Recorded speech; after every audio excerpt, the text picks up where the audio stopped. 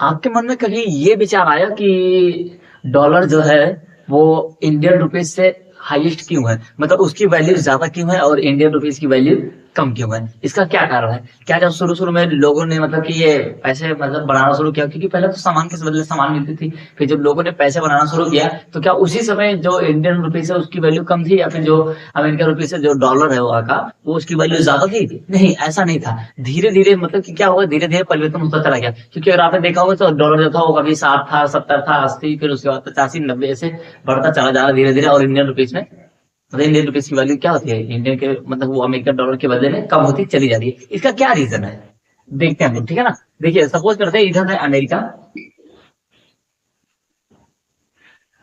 और इधर इंडिया, ठीक है ना। अमेरिका और इधर इंडिया। तो शुरू शुरू में हुआ क्या ना, सपोज जैसे इनके पास भी एक क्या था, आम था, है ना। और इधर भी एक मैंगो, ठीक है ना।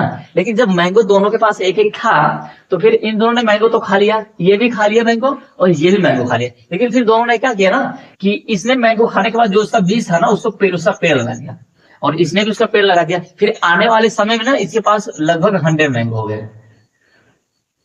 मतलब मैंगो की संख्या क्या हुई, बढ़ गई, है ना।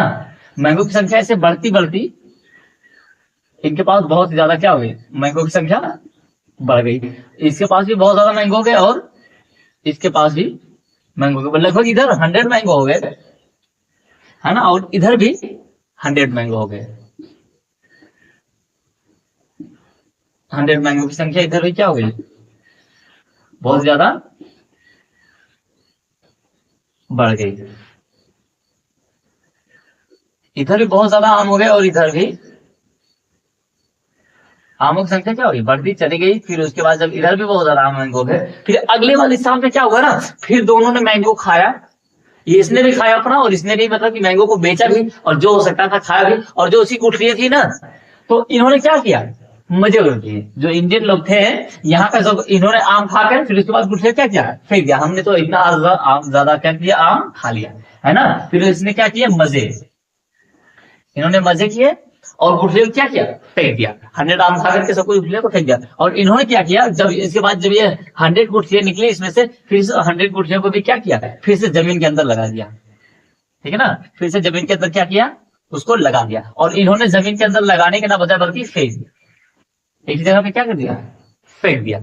और इसके बाद फिर अगली बार में क्या हुआ, 100 आम मतलब कि 1000 आम निकल गए, और इसके पास 0 हो गए। फिर 1000 से इसके पास हो गए 10,000।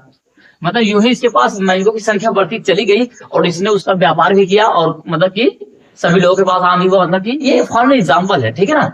मतलब इसने खाया भी और बेचा भी, लेकिन इसने खा करके सारा का सारा उड़ा दिया। और इसी वजह से धीरे धीरे इसकी वैल्यू क्या हुई, बढ़ती चली गई, और इसकी वैल्यू घटती चली गई। क्यों, क्योंकि इसने अपने मैंगो क्या किया, खत्म कर दिया, और इसने अपने मैंगोज को बढ़ाता चला गया। जो इसके पास बहुत ज्यादा संख्या हुई और इसके पास कम, और इसी प्रकार से वैल्यू जो है अमेरिका के डॉलर की बढ़ती चली गई, और इसके इंडियन रुपीज की वैल्यू कम होते चली जा रही है। और फॉर एग्जाम्पल अगर आप दूसरे देशों के पैसे को देखोगे, मतलब हमारे इंडिया का भी बहुत, क्योंकि हमारे इंडिया में बहुत कॉर्पोरेट है, मतलब कि बहुत ज्यादा मतलब कि बिजनेस है। लेकिन बट यहाँ के लोग जो है ना, ये लोग थोड़ा डेवलप है, एडवांस है। क्यों, क्योंकि इनके यहाँ ऐसे मतलब कि ज्यादा किए जाते हैं। हमारे यहाँ बहुत ज्यादा उड़ा दिया जाता है ना। अगर किसी के पास 1 लाख रुपए हो जाएगा, सपोज दैट मेरे पास भी 1 लाख एक बार हुआ था, तो मैं भी उसको पल्सर लेकर के उड़ा दिया और उसको फिर से बेच दिया, है ना।